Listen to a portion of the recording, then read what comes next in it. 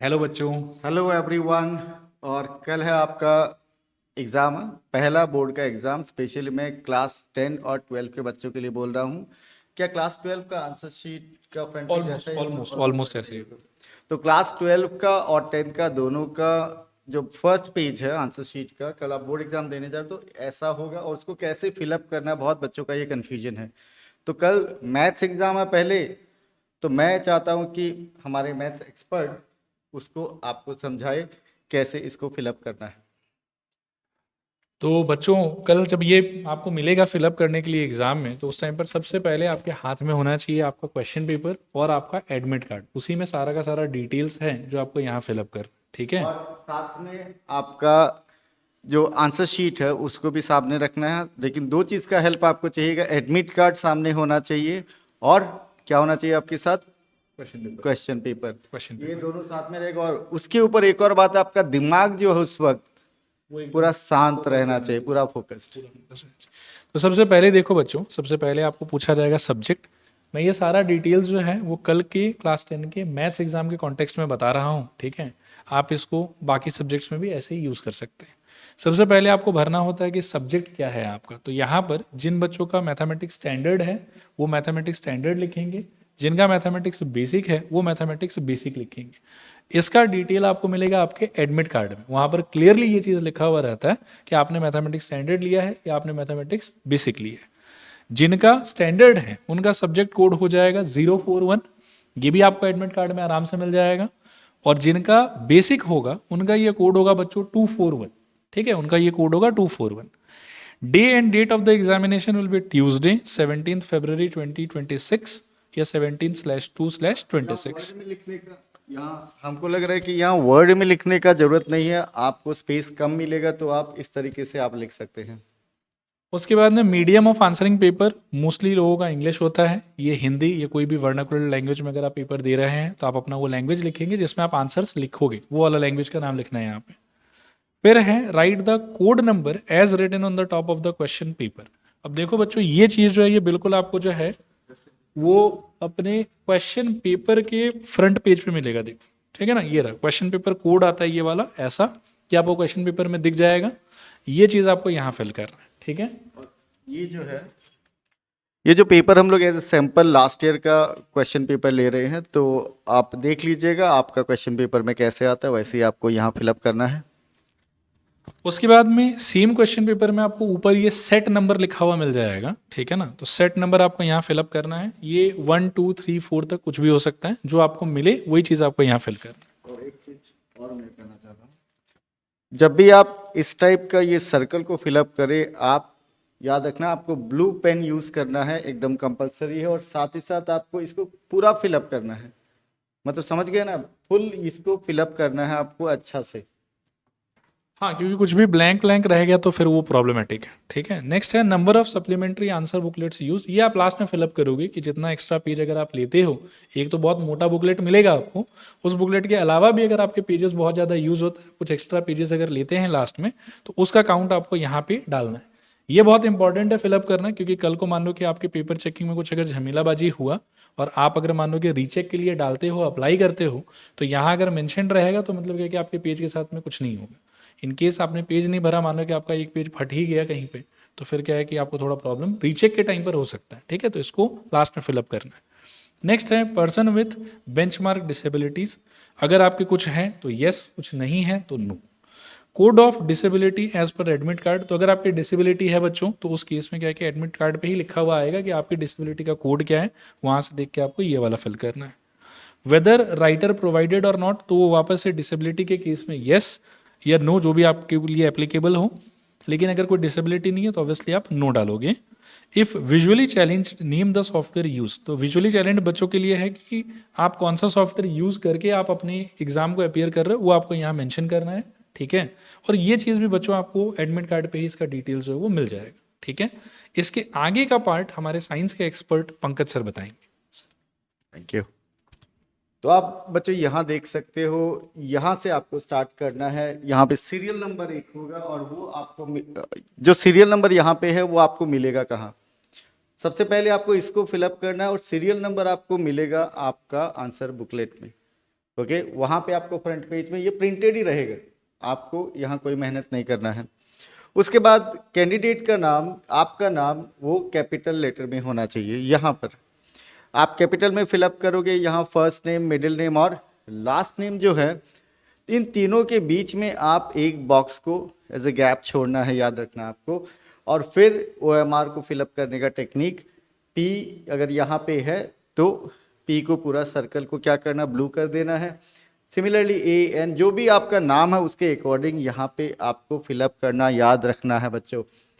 उसके बाद roll number जो है, रोल नंबर आपको कहाँ मिलेगा, आपका नाम भी आपको कहाँ देखकर फिलअप करना है, वो है एडमिट कार्ड। बहुत बार ऐसा होता है कि जैसे मेरा नाम पंकज कुमार जैन, मैं जनरली यूज़ करता हूँ पंकज जैन, तो आदत वो पड़ी रहती है।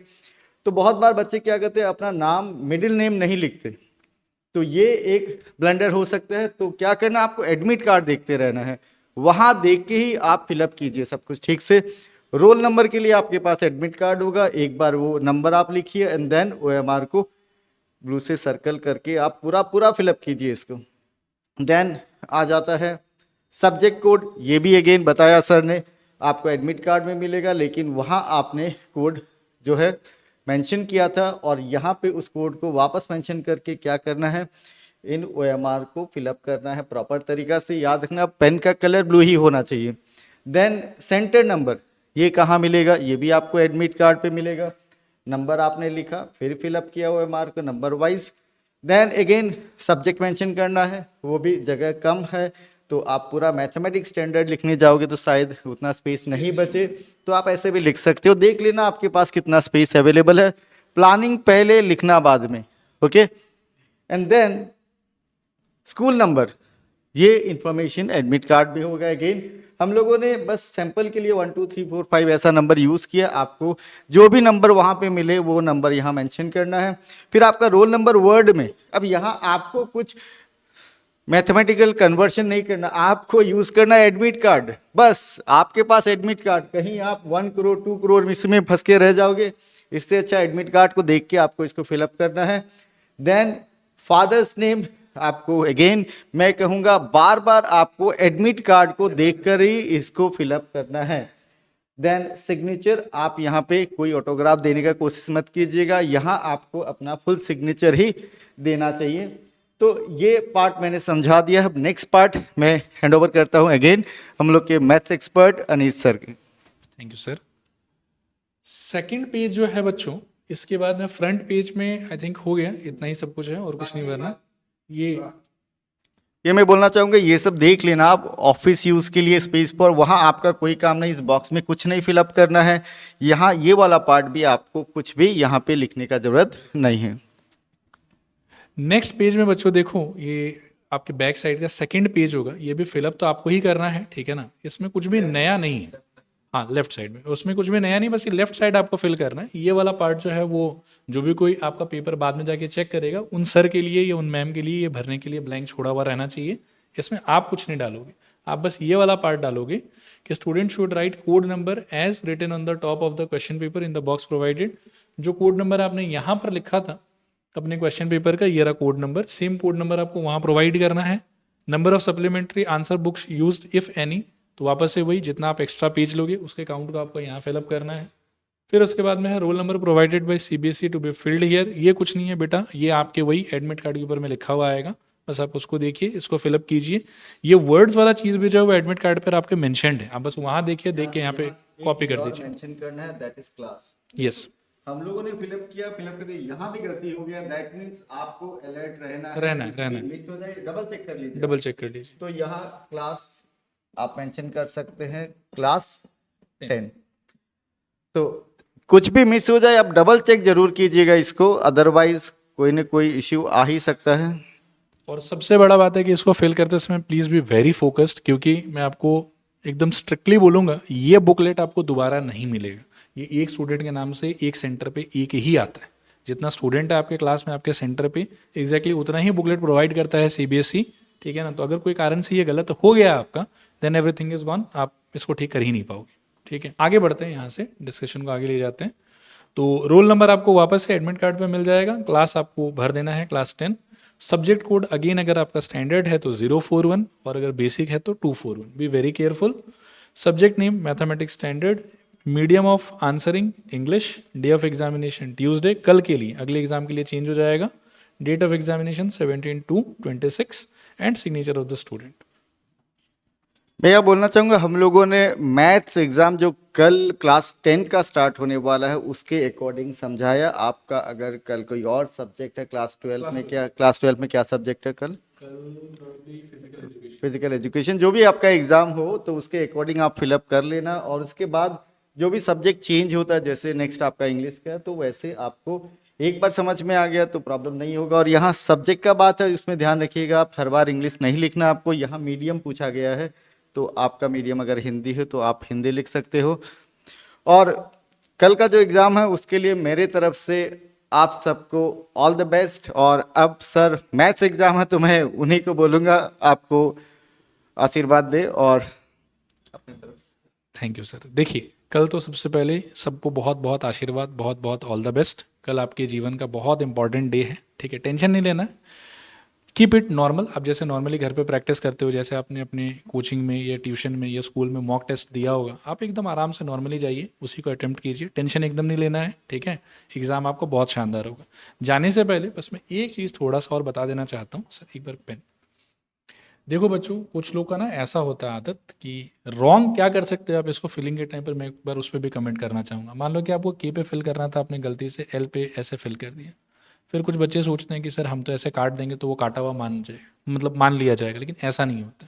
इसमें प्लीज़ आप थोड़ा सा क्या है कि केयरफुल रहना, ठीक है.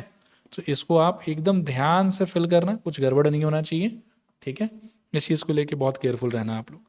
मतलब मैं ये कहना चाहूँगा, आपका ये 5-10 मिनट एकदम कूल माइंड से आप फिलअप किए ना. मतलब आप पीछे के बारे में ज़्यादा मत सोचना, इसको फिलअप करते हो कि मेरा टाइम जा रहा है, कुछ जा रहा है. आपका सारा खेल इधर है, तो पहले इसको प्रॉपरली आपको फिलअप करना है, बाद में आप क्वेश्चन आंसर अटेम्प्ट करना स्टार्ट करना.